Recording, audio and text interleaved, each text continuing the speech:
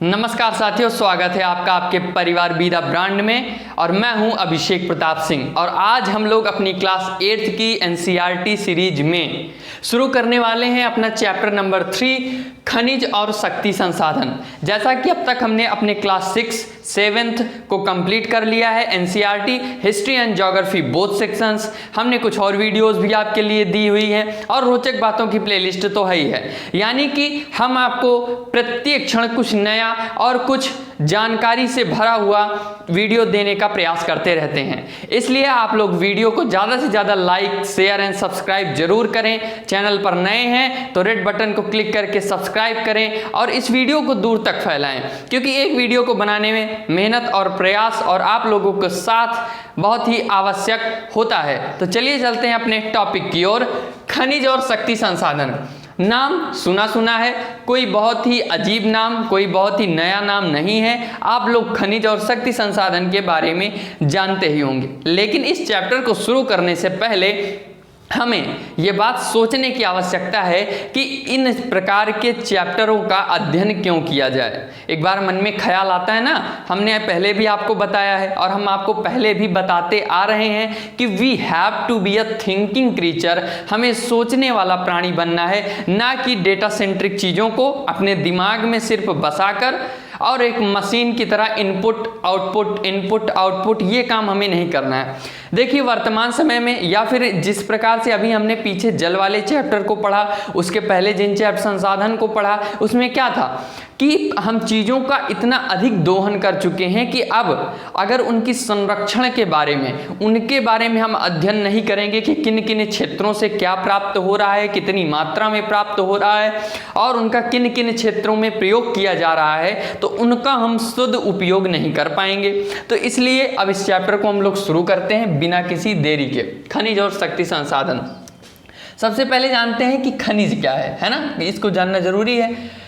पृथ्वी पर चट्टानों में कई पदार्थ मिले होते हैं जो खनिज कहलाते हैं। खनिज मतलब मिनरल्स, जो मिनरल्स होते हैं, ये खनिज पृथ्वी के धरातल से प्राप्त किए जाते हैं। धरा मतलब पृथ्वी तल, यानी पृथ्वी के आंतरिक भाग से खनिज प्राप्त किए जाते हैं। जैसे आप लोग देखते होंगे कि इन्हीं की खुदाई से, खनिजों की खुदाई से ही आपको अंदर से ही सारी चीज़ें, यहाँ तक कि पृथ्वी के आंतरिक भाग से ही हमें सारी चीज़ें प्राप्त हो रही हैं। फिर चाहे वो पेट्रोलियम हो, धातु हो, अधातु हो, संगमरमर, अभ्रक, कुछ भी हो, सोना चांदी हीरा मोती, कुछ भी कहिए, वो सब वहीं से प्राप्त हो रहा है। यानी पृथ्वी का क्षेत्र है, उसके गर्भ में सब कुछ समाया हुआ है और खोद कर हम अपनी आवश्यकता से उपयुक्त उन वस्तुओं को निकालते हैं और उनका प्रयोग करते हैं। वे अपने भौतिक गुणों, भौतिक यानी उनकी जो फिजिकल प्रॉपर्टीज होती है, यानी फिजिकल प्रॉपर्टीज ऑफ मिनरल्स, उनसे उनको अलग क्लैरिफाई किया जाता है। जैसे उनका रंग, कठोरता, घनत्व यानी डेंसिटी, रासायनिक गुण के आधार पर पहचाने जा सकते हैं। जैसे अगर मैं एकदम सामान्य भाषा में आपसे कहूं या फिर आपको समझाने का प्रयास करूं, तो आप ये समझ सकते हैं कि जैसे लगातार आप अपनी किताब को देखते हो या फिर आपके घर में कोई व्यक्ति है, समाज में कोई व्यक्ति है, कहीं पर कोई भी इंसान है, आप क्या देखते हैं कि यार उसका फिजिकल बॉडी, फिजिकल स्ट्रक्चर उसका कैसा है। यानी यार वो गोरा है, काला है, रंग भेद की बात नहीं है, पहचानने का एक नज़रिया। जैसे धातु अधातु खनिजों को पहचाना जाता है, वैसे व्यक्तियों को या फिर किसी भी चीज़ को, जैसे कुत्ता है तो उसके स्वरूप को देखते हैं तो देख कर क्या कह देते हैं कि हाँ वो कुत्ता है। और उसी प्रकार से उसकी रंग, कठोरता, घनत्व यानी डेंसिटी, कहते हैं ना कोई बहुत ही मोटा है, ठीक है, और कोई ठीक ठाक होता है, कोई पतला होता है, कोई बॉडी बिल्डर, तो उस तरह से उसकी जो घनत्व यानी उसकी डेंसिटी है। रासायनिक गुण उसके जो केमिकल कंपोजिट्स हैं के आधार पर पहचाने जा सकते हैं, उनकी जो प्रॉपर्टीज अलग अलग होती हैं। पृथ्वी पर लगभग 3000 से अधिक विभिन्न खनिज है। देखिए, पृथ्वी पर तो खनिजों की उपलब्धता 10,000 से भी अधिक है, लेकिन जो ज्ञात हैं उनमें से कुछ 2800 से 3000 ही हैं जिनमें ये जाना जाता है कि लमसम 3000 खनिज ऐसे हैं जिनके बारे में हम जान सकते हैं या जिनको जानते हैं। और पृथ्वी तो संपूर्ण में अपने आप में बहुत ही ज़्यादा आश्चर्यों से भरी हुई है कि उसमें क्या क्या चीज़ें उपलब्ध हैं, ये तो अभी मनुष्य ने पूरा अध्ययन किया ही नहीं है और हमें लगता है कि करना भी नहीं चाहिए। इतने करके तो उसने मारा है, पूरी पृथ्वी को तबाह होने की कगार पे ला दिया है। पूरी जान जाएंगे तो पता लगेगा, कहेंगे लाओ पृथ्वी को बीच में से काट के देखें अंदर से कहीं कुछ निकले उकले ना। तो ऐसी स्थितियां भी आ सकती हैं, मानव है कुछ भी कर सकते हैं।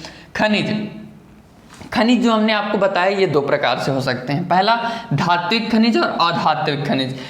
धात्विक मेटेलिक और अधात्विक नॉन मेटेलिक, यानी कि धात्विक में इसके दो प्रकार आ सकते हैं, लौह और अलौह। लेकिन अब पहले धातु समझ लेते हैं और अधात्विक समझ लेते हैं।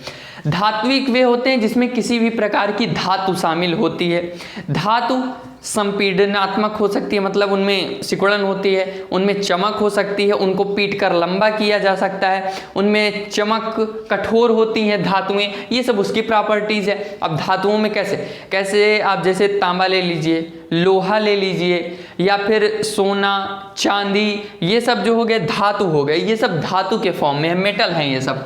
और अधात्विक क्या है, ये भी खनिज ही हैं लेकिन अधात्विक हैं। जैसे आप लोगों ने सुना होगा सीमेंट में जिप्सम प्रयोग किया जाता है, जिप्सम वो भी तो प्राप्त हो रहा है। घरों में आप लोग संगमरमर लगवाते हो, पत्थर लगवाते हो, वो भी क्या है, चूना पत्थर है, तो वो अधात्विक हो गए, वो भी अंदर से ही प्राप्त हो रहा है। सीमेंट के बनाने के लिए पहाड़ों को काट करके वहां से खनिजों के रूप में कैल्शियम को प्राप्त किया जा रहा है, तो यानी कि वो अधात्विक हो गए जिनमें धातु की प्रॉपर्टीज नहीं है।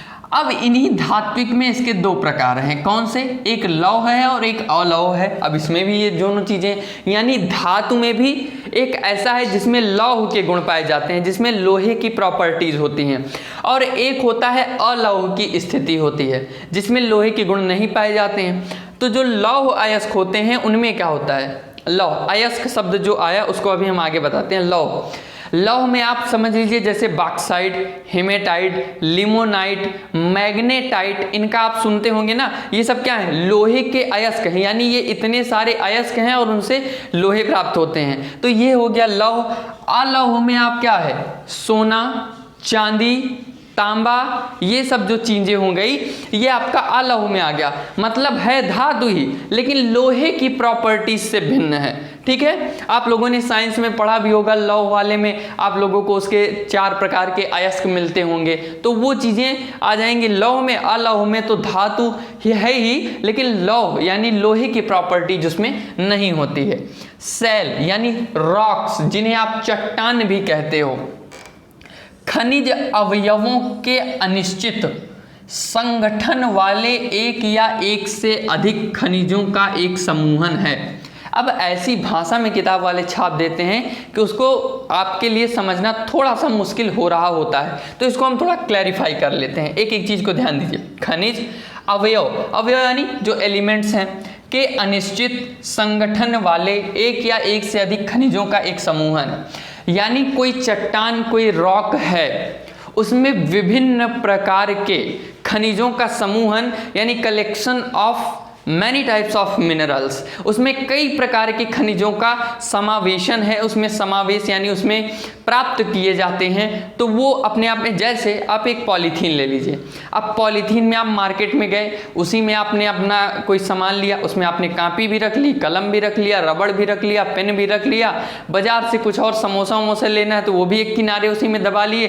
तो यानी पॉलीथीन को आप एज अ चट्टान समझ लीजिए, उसके अंदर अलग अलग खनिज उपस्थित हैं और जिस खनिज की आपको आवश्यकता होती है आप उसे वहाँ से पिक कर लेते हो, आप वहाँ से उसे उठा लेते हो, तो वो अपने आप में सेल और रॉक्स हो जाती हैं। अब एक चीज़ और जान लेते हैं, सेल जिनसे खनिजों का खनन किया जाता है अयस्क कहलाते हैं। अब ध्यान से देखिएगा, सेल यहाँ पे कॉमा लगा हुआ है रुक कर, कि सेल में ही यानी रॉक्स यानी चट्टान में, जिनसे हमने आपको बताया रॉक्स से आपको खनिज प्राप्त होती हैं, जिनसे खनिजों का खनन किया जाता है और अयस्क कहलाते हैं। अब देखिए, मान लीजिए ये कोई चट्टान वाला रीजन है, ये कोई चट्टान वाला रीजन है, यहाँ पर की गई खुदाई और खुदाई से एक बहुत बड़ी मात्रा में, ठीक है, एक बहुत बड़ी मात्रा में यहाँ से खनिज निकाला गया। ठीक, खनिजों को निकाला गया। अब खनिज में कई सारी चीज़ें हो सकती हैं उसमें, जैसे हम आपको बताएं कि लोहे का मैंने उदाहरण दिया ना आपको, लिमोनाइट, हेमेटाइट, इस तरह से होते हैं, सिडेराराइट, इस तरह से कई प्रकार के होते हैं। तो यहाँ से उनको प्राप्त किया गया और उनसे खनिजों का निष्कर्षण किया गया, वही अयस्क हैं। जैसे अब ये जो निकाले गए बॉक्स जो निकाला जाएगा वो डायरेक्ट लोहा नहीं होगा, वो पहले आपको, जैसे आप पेट्रोलियम में समझिए, साधारण से उदाहरण में ड्रिल करके पेट्रोलियम को निकाला गया, तो पेट्रोलियम को पहले प्योरीफाई किया जाता है, शुद्ध किया जाता है, तो उसमें उच्चतम पेट्रोल, फिर पेट्रोल, डीजल, मिट्टी का तेल, मोम, प्लास्टिक, ये सब चीज़ बनती है। उसी तरह से लोहे में पहले लिमोनाइट, हेमेटाइट, इस तरह से ये चीज़ें प्राप्त होती हैं। उसके बाद उनसे लोहे का निष्कर्षण किया जाता है। तो जो वो लोहा है, ठीक है, वो आपका पदार्थ है, और ये सब चीज़ें जो लिमोनाइट, हेमेटाइट, ये सब चीज़ें हैं, ये आपके अयस्क हैं। तो ये चीज़ें जो हो गई, ये अयस्क कहलाते हैं। ठीक है, इतना आप लोग समझ चुके होंगे। अब आते हैं खनिजों के निष्कर्षण पर, यानी कि खनिज तो हैं लेकिन उनको निकाला कैसे जाता है, किन किन विधियों से निकाला जाता है। तो उसमें 3 विधियां हैं, खनन, प्रवेधन और आखनन, 3 चीज़ हैं। खनन, अब देखिए खनन के में क्या होता है, पृथ्वी के सतह के अंदर दबी शैलों से खनिज को बाहर निकालने की प्रक्रिया खनन कहलाती है। खनन यानी खुदाई की प्रक्रिया, आप लोग देखते होंगे जैसे जेसीबी मशीन्स और वे सब लगी होती हैं, पहाड़ों में खुदाई का काम कर रही होती हैं, तो वो हो गया खनन में। अब खनन में भी 2 प्रकार होते हैं, एक विवृत खनन आता है और एक कूपकी खनन आता है। तो ये जो विवृत खनन है, ये होता है कि मान लीजिए कोई समतल क्षेत्र है या फिर कोई बहुत ज़्यादा जहाँ पर खनिज उपलब्ध है नहीं है, वहाँ पर ऊपर ही खनिज प्राप्त हो जा रहा है, तो वहाँ से सिर्फ ऊपर की प्रॉपर्टी को हटाकर वहाँ से खनिज को प्राप्त कर लिया गया और उसे विवृत खनन कहा गया। यानी इसमें बहुत ज़्यादा गहराई में इसमें खनन नहीं किया जाता है। मान लीजिए ये क्षेत्र है, इसकी ऊपरी परत को हटा के 2-3 परत के बाद यहाँ से खनन प्राप्त हो रहा है, तो इन चीज़ों को खोद के हटा दिया गया और यहाँ से खनिज को प्राप्त कर लिया गया। और जो कूपकी खनन होता है, इसमें क्या होता है, इसमें बहुत गहराई में कूप, ठीक है, जैसे क्या कह लिए कूप, आप नल को ले लीजिए, नल क्या है, गहराई से पानी को निकालता है, तो उसी प्रकार कूप की खनन होता है। गहराई में जाकर मान लीजिए ये क्षेत्र है, तो यहाँ तक खोदेगा, उसके बाद यहाँ से मटेरियल को निकालेगा और तब उनका निष्कर्षण हो पाएगा। तो ये हो गए 2 प्रकार इसके। प्रवेधन, प्रवेधन को इंग्लिश में क्या कहते हैं, ड्रिलिंग कहते हैं। यानी कि जैसे ड्रिल मशीन होती है और दीवार में कील को ठोकने के लिए उसमें छेद किया जाता है ना, उसी प्रकार से ये, उसी को हिंदी में प्रवेधन कहते हैं। अब आप मान लीजिए घर में काम चल रहा हो और आप कहिए कि पिताजी वो जला प्रवेधन मशीन ला दीजिए या फिर प्रवेधन यंत्र मंगवा दीजिए, घर में कील गड़वानी है, तो वो कहेंगे पहले आओ, यहाँ पहले तुम्हारी प्रवेधन हम करते हैं। मतलब कि ड्रिलिंग होता है, ड्रिल करना। पेट्रोलियम एवं प्राकृतिक गैसों को बाहर निकालने के लिए गहन कूपों की खुदाई की जाती है। जैसे भारत का जो ये वाला क्षेत्र है, ये मान लीजिए आप इंडिया है, इंडिया का क्षेत्र है, यहाँ पर है मुंबई हाई, ठीक, मुंबई हाई में वहाँ से पेट्रोलियम और प्राकृतिक गैस प्राप्त किए जाते हैं। तो ये इस प्रकार से उनमें ड्रिल करके मशीन से निकाला जाता है, पाइप के होते हैं और उनमें जाता है, बीच से पाइप में होल होता है, उससे तेल को ऊपर वो निष्कर्षित कर रहे होते हैं। फिर आता है आखनन, सतह के निकट स्थित खनिजों को जिस प्रक्रिया द्वारा आसानी से खोदकर निकाला जाता है। यानी कोई ऐसा खनिज है जो उस धरातल के क्षेत्र से निकट है और उसको खोद के निकालने के लिए जो प्रक्रिया अपनाई जाती है उसे आखनन कहते हैं। इतना हम लोगों ने जान लिया है। अब चूंकि खनिज एवं शक्ति संसाधन किसी एक क्षेत्र से संबंधित तो है नहीं, विश्व में अलग अलग क्षेत्रों में अलग अलग प्रकार के खनिज और अलग अलग क्षेत्रों में पाए जाते हैं, तो उनको भी जान लेते हैं। तो खनिजों का वितरण महाद्वीपों में, अब हम इसे जान लेते हैं। आइए अब हम सब खनिजों के वितरण के अंतर्गत देख लेते हैं कि किन किन महाद्वीपीय क्षेत्रों में किस प्रकार के खनिज पाए जाते हैं, कितने प्रकार से पाए जाते हैं, कौन कौन से हैं और उनका अन्य जो महाद्वीप हैं उनमें स्थित कौन से वो देश प्रमुख हैं जहां पर वही संसाधन ज़्यादा पाए जाते हैं।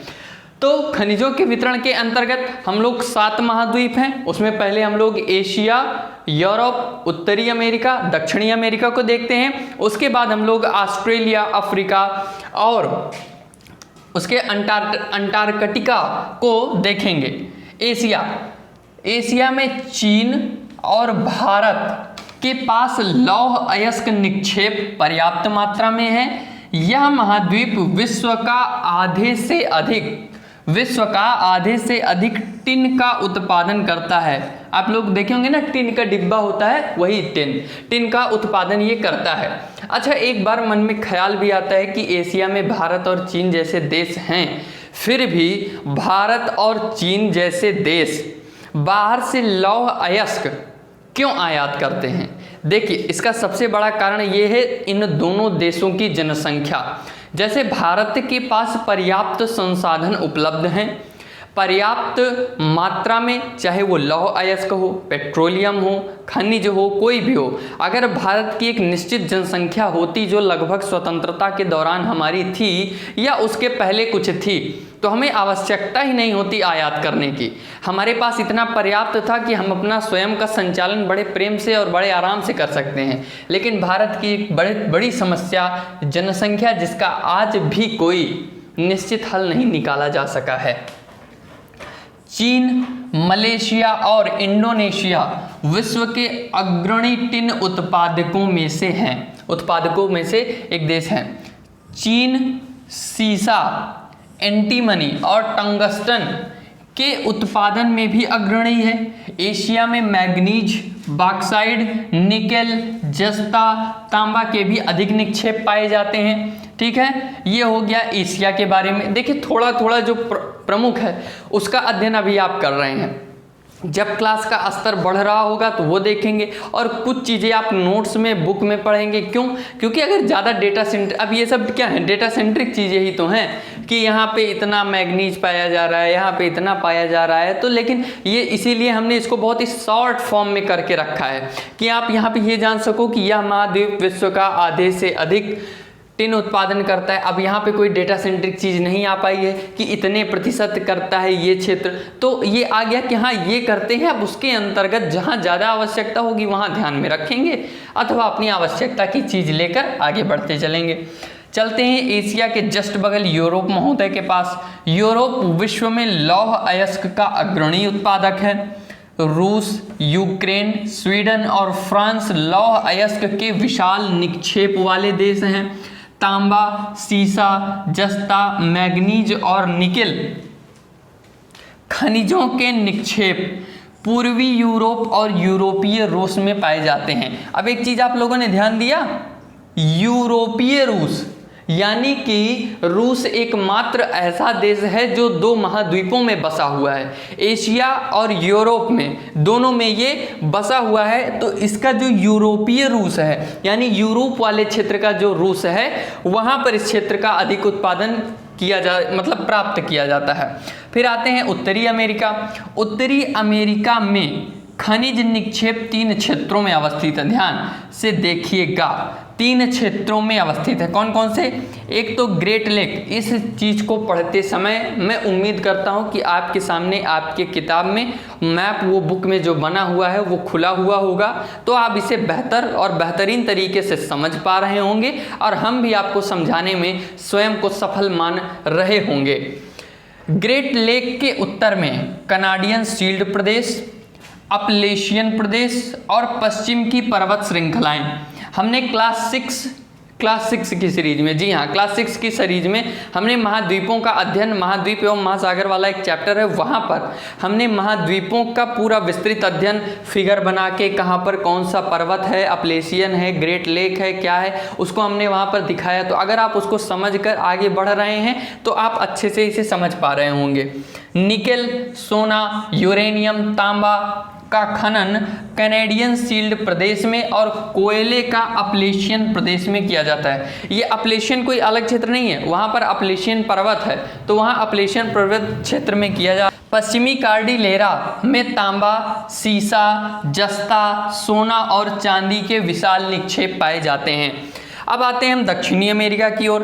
दक्षिणी अमेरिका में जो ब्राज़ील है, ब्राज़ील में उच्च कोटि के लौह अयस्क पाए जाते हैं। ध्यान रखिएगा, लौह अयस्क पाए जाते हैं, लेकिन जो ज़्यादा अच्छे क्वालिटी के होते हैं का सबसे बड़ा उत्पादक है। फिर आता है चिली और पेरू, तांबे के अग्रणी उत्पादक हैं। फिर आता है ब्राज़ील और बोलीविया, विश्व में टिन के सबसे बड़े उत्पादकों में से एक हैं। और खाता है कि खनिज तेल, ठीक, खनिज तेल वेनेजुएला, अर्जेंटीना, चिली, पेरू और कोलंबिया में अधिक मात्रा में पाया जाता है। अब हम लोग बचे हुए को यानी कि ऑस्ट्रेलिया, अफ्रीका और अंटार्कटिका को देख लेते हैं अगले सेक्शन में। तो अब हम लोग खनिजों के वितरण के अंतर्गत अफ्रीका, ऑस्ट्रेलिया, अंटार्कटिका और खनिजों के संरक्षण के बारे में अध्ययन कर लेते हैं। यह अफ्रीका यानी जो अफ्रीका महाद्वीप क्षेत्र है, यह हीरा, सोना और प्लेटिनम का विश्व में सबसे बड़ा उत्पादक है। अफ्रीका खनिज संसाधनों में धनी एवं संपन्न है। देखिए, यह एक ऐसा क्षेत्र है जिसके बारे में बताने के लिए कोई मुझे यह आवश्यक नहीं है, क्योंकि यह सर्वथा सबके लिए विदित ही है। हर कोई जानता है कि अफ्रीका इन सब मामलों में बहुत ही समृद्ध है। दक्षिण अफ्रीका, जिम्बाब्वे, जायरे विश्व के सोने का एक बड़ा भाग उत्पादित करते हैं। यानी कि ये जो अफ्रीका महाद्वीप में घाना है, सोने की खान पूरे विश्व प्रसिद्ध है, आप लोग जानते ही होंगे। तेल नाइजीरिया, लीबिया और अंगोला में पाया जाता है। तो इस प्रकार से ये अफ्रीका के बारे में थोड़ा सा फैक्चुअल डेटा हो गया। अब हम लोग ऑस्ट्रेलिया का देख लेते हैं। यह विश्व में बॉक्साइट का सबसे बड़ा उत्पादक है। यह सोना, हीरा, लौह अयस्क, टिन और निकिल का अग्रणी उत्पादक है। देखिए, इस चैप्टर में थोड़ा आपको कह सकते हैं झल्लाहट सी महसूस हो सकती है, क्योंकि ये सब फैक्चुअल चीज़ें हैं और मरता क्या नहीं करता, याद करना पड़ेगा आपको। सीधी शब्दों में बात यह है कि कुछ चीज़ें आपको याद करनी पड़ेंगी। यह तांबा, सीसा, जस्ता और मैग्नीज में भी संपन्न है। कौन? ऑस्ट्रेलिया।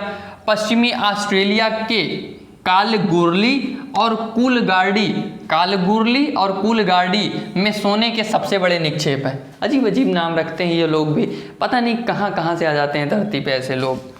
अंटार्कटिका अपने आप में सबसे नीचे पृथ्वी पर देखे ही होंगे आप लोग, ये बना है नीचे, ऐसा अंटार्कटिका पूरा क्षेत्र अपना बना हुआ है। तो अंटार्कटिका में अभी तक कोई पाया नहीं गया है, पर पूर्वानुमान किया गया है रिसर्च एंड डेवलपमेंट से। विभिन्न खनिज निक्षेपों पूर्वानुमान से कुछ संभवतः विशाल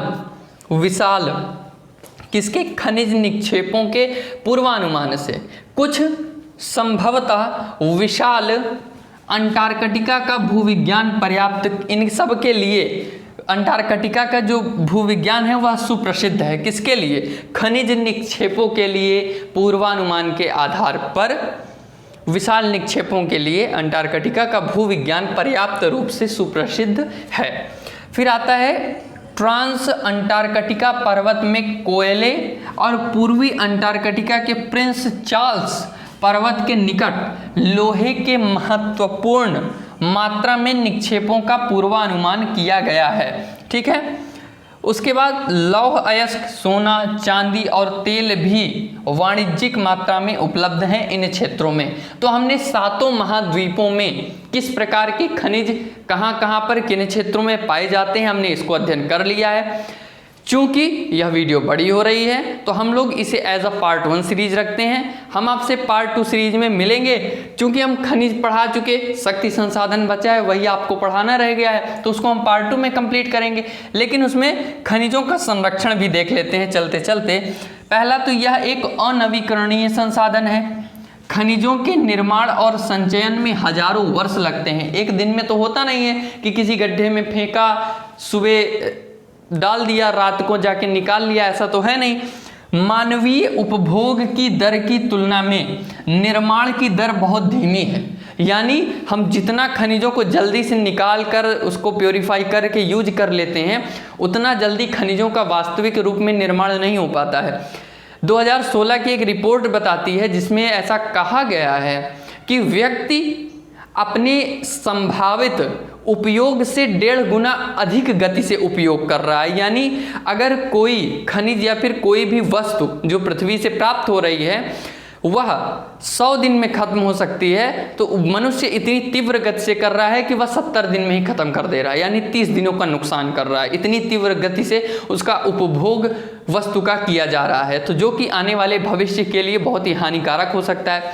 धातुओं को संरक्षित करने के लिए आवश्यक है कि मान लीजिए कोई चिपसेट ये सब बनाए जा रहे हैं। आजकल ई कचरा बहुत बढ़ रहा है, तो इलेक्ट्रिक कचरे में से जो उसमें इलेक्ट्रॉनिक्स यूज हुए हैं उनका ऐसा प्रबंधन किया जाए जब उनको डिस्पोज करना हो तो उसमें से उनको निकाल लिया जाए और उनको गलाकर अपना कुछ बना लिया जाए मटेरियल। तो उनका देखिए, हम लोग इतने ज़्यादा सेल्फिश हैं मनुष्य, कोई एक व्यक्ति, कोई एक राष्ट्र नहीं, संपूर्ण संसार का प्रत्येक व्यक्ति निकालने के लिए जितना पैसा धन आवश्यक होता है लगा देते हैं, रिसर्च एंड डेवलपमेंट में लगा देते हैं, निकाल लेते हैं। लेकिन जब उसी को निकालने के यूज करने के बाद उसे डिस्पोज करके एक प्रासंगिक तरीके से यूज करना होता है कि मान लो उसे डिस्पोज कर दिया, अच्छा ये करो कि जो चिप्स, इलेक्ट्रॉनिक कचरा या फिर मशीनरी यूज हुई हैं उनका जो खराब मटेरियल है उनको गला के दूसरी चीज़ बना लिया जाए, तो वहाँ पर हम किताबों में लिखवा देते हैं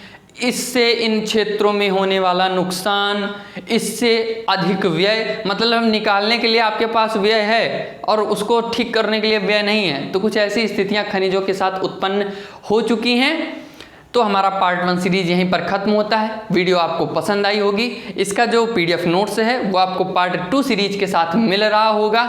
तो इसी तरह हमारे चैनल के साथ बने रहिए। मिलते हैं नेक्स्ट वीडियो में, तब तक के लिए धन्यवाद।